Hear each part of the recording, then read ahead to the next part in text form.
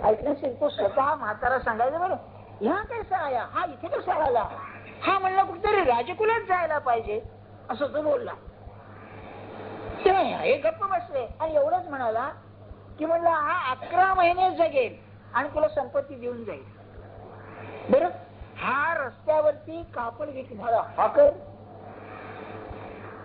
10 महिन्यामध्ये, 1 महिना झाला होता, 80,000 रुपये मिळवले आणि तू कायम तो श्रीमंत झाला. आता पोरग गेलं काही नाही, एकदम उचकी लागली, काय झालं त्याने ते थांबले आणि त्याचे पोरग गेलं. याचा अर्थ काय? याचा अर्थ त्यांना दिसतं की कोण आला आहे, कशा करता आला आहे ते. आता मागच्या वेळेला मी सांगितलं मागा बहुता जन्मी हेच करीता आलो आम्ही, किंवा आपण कशा करता आलो आहे आपल्याला कळलंच आहे, आता काही सांगायचं कारण नाही. नाही कशा करता आलोय ते पोट भरायची विद्या आहे सगळी ही. नाही मुद्दा जाऊ येतो सांगण्याचा येतो असा, हे भगवंताला समजतं.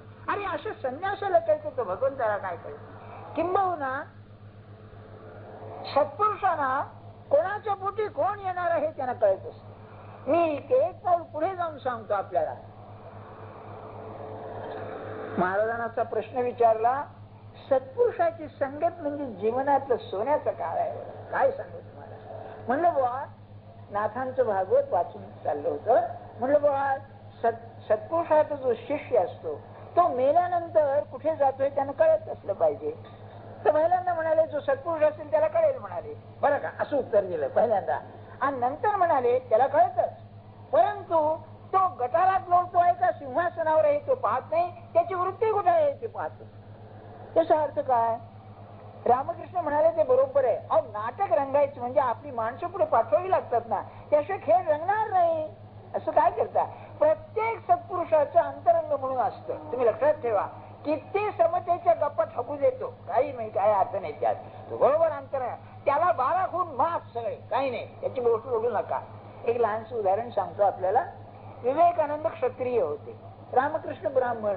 आता त्या काळ बघा 100-100 वर्षाचा ते किती कडक असायचं, ते अभक्ष भक्षण करायचे. कोण? विवेकानंद. तेव्हा एकाने सांगितलं की म्हणाले हा अभक्ष भक्षण करतो, आपण एवढं प्रेम करता त्याच्यावर. तर ते काय म्हणाले, अरे माणसाच्या आत काय तर कशाला पाहतो, बाहेर काय तर ते पहा म्हणा. हे काय बरोबर आहे? म्हणजे खून माफ की नाही त्याला, असं ते आहे सगळं. सांगण्याचे हेतू काय आपल्याला की त्यांना बरोबर कळतं. का कळतं? स्वतः काय करतात हे कळतं म्हणून त्यांना कळतं, नाही तर कळलं नसतं. बर आता एक लहानसा मुद्दा राहिला ओव्या वाचायच्या आधी. भगवंता येतो कशा करता? मुद्दा तिथे आहे. अरे तू अनेक जन्म घेतले, अरे तुला जन्म नाही ना. पुढे म्हणलं ते अजोपिसन जेव्हा म्हणजे जन्म, अरे मला जन्म नाही म्हणाले, अरे मग तू कशा करता येतोस? काय सांगू तुम्हाला, खरोखर कल्पना आहे. ज्ञानेश्वर महाराजांनी याचं उत्तर दिलेलं आहे. बरं का, माझा गुरु कसा आहे म्हणाले, अमूर्ताची परिमूर्ती कारुण्याचा. याचं कारण असं आहे की ब्रह्मज्ञान झाल्यानंतर माणसामध्ये स्वाभाविक करुणा निर्माण होते. त्या ज्ञानाचा तो स्वाभाविक परिणाम आहे. बरं, म्हणजे त्याला ते ज्ञान दुसऱ्याला दिल्याशिवाय चैन पडत नाही. आणि जिथे कुठे घेणारा भेटला, अरे तू घे म्हणून तो द्यायला जातो. गुरु निवृत्तीनाथाच्या बद्दल म्हणलेलं आहे, उपाय वन वसंतु, जो आज्ञेचा आहे वसंतु. सुरुवातीलाच बघा प्रकरणाच्या गुरुवंदनामध्ये तेही सांगतो. 1-2 मिनिटं काय असेल त्या पुरुषाची लीन वृत्ती. म्हणाले उपाय म्हणजे भगवंताच्या प्राप्तीची साधन. हेच कुणी एक जंगल आहे, म्हणजे हजारो उपाय आहेत. त्याला वसंत ऋतू असणारा माझा गुरु आहे, नाही तर काही नाही, उजाडच किंवा सगळं. वसंत ऋतूमध्ये ते फुलून येतं ना, म्हणजे त्याचा प्राण असेल सर्व साधनांचा तो माझा गुरु आहे. उपाय वन वसंत. बर, आज्ञेचा आहे व तंतू. आहे व तंतू म्हणजे मंगलसूत्र, नाही तर अमंगल सगळं. तर आहे व तंतू कोणाचा? तर म्हणाले आज्ञेचा. आज्ञा याचा अर्थ असा आहे ब्रह्मविद्या. ज्ञा म्हणजे ज्ञान, आ म्हणजे सर्व बाजूने सर्वज्ञ जो आहे तो आज्ञा म्हणजे ब्रह्मज्ञान. तर ब्रह्मज्ञान ही जी कुणी स्त्री आहे त्या स्त्रीला मंगलसूत्रासारखा जो आहे, जो नाही तर ती विद्या ती नव्हे, असा आज्ञेचा आहे व तंतू. आणि मग मानवी भूमिकेवर आले, म्हणाले अमूर्ताची. अहो तो देह नाही तरी मूर्ती कारुण्याचा. आणि ज्या गुरुजवळ कारुण्य नाही ना, तो गुरुपदाला लायक नाही असं तुम्ही समजा. शिष्य ऐकत नाही, माहिती आहे तरी त्याला घे घे घे, अरे तुला मिळणार नाही, पुन्हा देणारा देणार नाही. किती त्यांची करुणा असते, काय सांगू. त्या करुणेचं प्रत्यक्ष स्वरूप म्हणजे प्रेम. तुम्हाला एक सांगतो, ज्या घरात प्रेम नाही ना ते घर म्हणजे वनवासच आहे शिंचा. आता ते अज्ञातवास आहे की नाही बघा तुम्ही, पण वनवासच आहे. काय मला सांगा, 4 माणसं असली म्हणजे 4 स्वभाव असणारच की हो. विविधता हाच जगाचा धर्म आहे. कसं सगळं कसं असणार. ज्या नवरा बायको मध्ये कधी भांडण होत नाही ते नवरा बायको नव्हे. तुम्हाला चमत्कारिक वाटेल, मानसशास्त्रामध्ये एक उदाहरण असं दिलेलं आहे. एक प्रिया आणि प्रियकर होता बरं का. 18 वर्ष त्यांचं प्रेम प्रकरण चाललेलं. 18 वर्ष त्याचं लग्न झालेलं, 18 वर्ष. आणि तोपर्यंत ते काय असतं, प्रत्येक जण जरा बेताने वागत असतो अशा वेळेला बरं का. आपल्याला काही अनुभव नाही त्याचा, पण आपल्याला म्हणजे मर्यादा ठेवून वागतो, सगळं खुलं करीत नाही. आणि त्यांचं लग्न झालं. याची बायको मेली, युरोपियन उदाहरण आहे. याची बायको मेली, लग्न केलं. लग्न केल्यावर तुम्हाला खरं वाटेल ते चर्च मधून आले आणि ते मंडळी होती जेवायला म्हणून, तर त्याच्यामध्ये मिठातला चमचा सूप मध्ये घातला म्हणून भांडण सुरू झालं. 18 वर्ष झालं नाही ते. याचा अर्थ काय काय बा ठरवा तुम्ही, काय असेल मी तरी काय सांगू नाही का. मला वाटतं लग्न झाल्यानंतर आता कुठे जातोस तू असं काहीतरी असलं पाहिजे काय हुआ नाही का. आणि तुम्ही म्हणाल स्वानुभव, स्वानुभव म्हणजे जगाचा अनुभव. बाई असं काही मर्मज्ञ बोलेल की नवऱ्याला जन्मभर घायल करेल. ती कला त्यांच्यामध्ये फार आहे.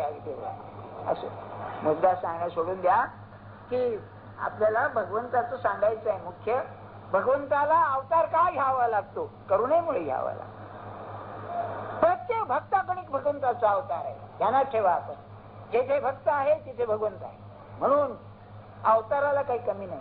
पण काही खाजगी अवतार, काही सार्वजनिक अवतार असतात. हा सार्वजनिक अवतार आहे. अवतार का होतो, तिथे करुणा असते. त्या करुणेला हात घातला की भगवंताला चैन पडतच.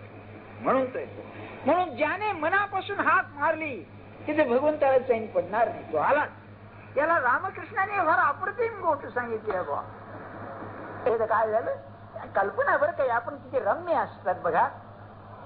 ते म्हणाले रुक्मिणी आणि भगवान श्रीकृष्ण बुद्धिबळ खेळत बसले होते. सोंगटे असतील किंवा बुद्धिबळ खेळत बसले होते.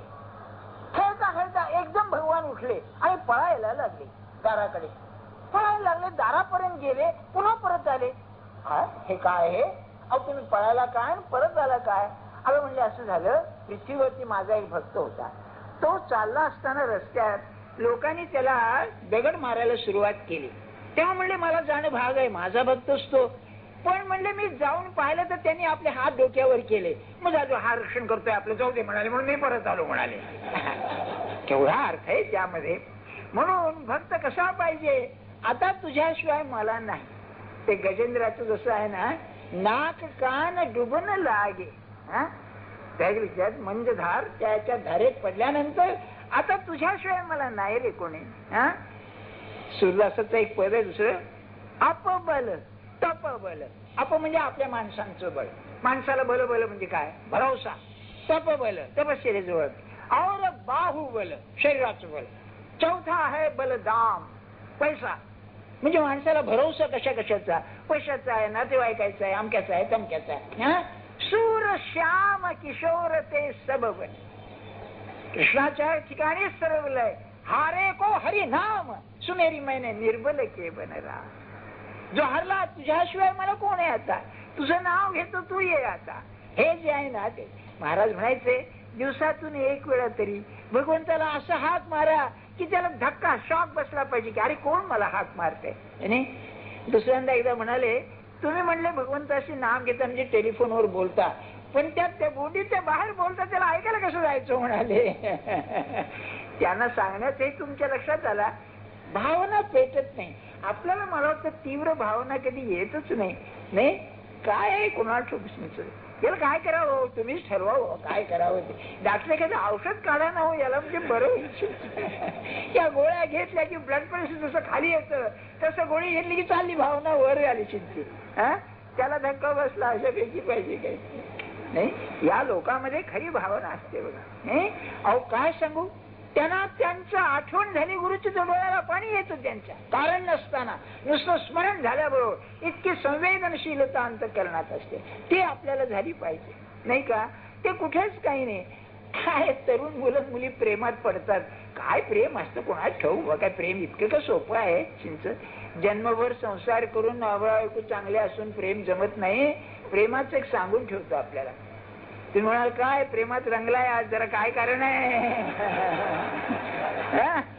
अहो मी अशी प्रार्थना करते 24 तास रंगू दे की शिंच. लोक वेडा म्हणतील नाहीतरी काय म्हणतात कळतच आहे आपल्याला. म्हणू दे की प्रेमात बाई वेडा झाला म्हणून. काय आहे प्रेमात तादात्म्य आहे. अगदी क्षुद्र क्षुद्र प्रेम म्हणजे कामवासना. त्यात देह तादात्म्य होतो. देहाशी देह भेटतो मन भेटेल असं नाही. तिथे रस नाही. रस म्हणजे त्यातली जी गोडी आहे ती नाही. तात्पुरतं काय सुख मिळेल ते मिळेल किंवा तेही मिळलं आहे की नाही शंका. पण मन जेव्हा मनाशी मिळतं ते रस उत्पन्न होत. म्हणून जेथे प्रेमात माणसं पडतात खऱ्या अर्थानं तिथे जर दोघांचं मनोमिलन झालं एकमेकाच्या विषयी नुसतं आठवण झाला बरोबर हृदय हल्लं ना समजावं प्रेम आहे. आणि त्यामध्ये सुद्धा फरक असा की गुरु असले तर गुरु फार वरच्या भूमिकेला असतात. परमात्मा स्वरूपच असतात. तुम्ही त्यांच्याशी तादात्म्य होऊ लागला की तुम्ही फारच वर जाता. तिथेच भगवंत असतो. तेथे तादात्म्य म्हणजे रसाशिवाय नाहीच दुसरं काही. किंबहुना देहाचा विसर परिस्थितीचा विसर स्वतःचा कायमचा विसर जर उरेल काही तर तो फक्त उरतो. हे प्रेमाचं खरं लक्षण आहे. दुसरं काही नाही. प्रेमामध्ये अतिशय अनुसंधान आहे. रात्रंदिवस चिंतन आहे. किंबहुना व्यवहार सुद्धा जमेल का नाही याची शंका आहे. इतकं ते असतं. व्यवहाराची किंमतही राहत नाही हो. तो प्रेमाने मस्त झालाय. भागवतामध्ये नृत्य ते बाई हे लोक तो वेडासारखा नाचतो म्हणाले. ऐकून असं ते सांगण्याचा हेतू काय असं भगवंताला हाक गेल्या बरोबर भगवंत येतो. म्हणून असे हाक मारणारे भक्त पुष्कळ झाल्यामुळे बहुनिमे व्यतीतानी जन्माने तव. तुझेही झाले पण मला सगळे आठवतात कारण मी होऊन येतो. आता ज्ञानेश्वर महाराज काय सांगतो ते म्हणाले तव श्रीकृष्ण म्हणे पांडुसुता तो विवस्व तू जई होता तरी आम्ही नसो ऐसे चित्ताभ्रांती तुझ. विवस्वान ज्याला मी सांगितलं त्यावेळेला मी नव्हतो असं जर तुझ्या मनाला वाटलं तर ही भ्रांती आहे. हे खरं नाही. बस रामकृष्ण एकदा म्हणाले आणखी 250 वर्षांनी आम्हाला ईशान्य बाजूला यायचंय. आईच्या राज्यात म्हणाले गोंधळ झाला की आम्हाला यावं लागतं. म्हणजे त्यांना कळतच आपण कुठून आलो काय आलो कशा करता आलो हे ते ऐकतच त्याला शंकाच नाही. विवेकानंदांना ते म्हणाले तुला मी अपूर्ण ठेवतो थोडा कारण तू जर पूर्ण झालास तर देहाला विसरशील जगाचं काम होणार नाही. म्हणून त्या काय असेल मला सत्ता त्यांची बघा असं आहे. म्हणजे अर्जुन सुद्धा जो आला तो बरोबर आला भगवंताला बोलका करण्याकरता आला. म्हणून म्हणाले जे आमक्याला सांगितलं नाही तमक्याला सांगितलं ते तुला मी सांगतोय.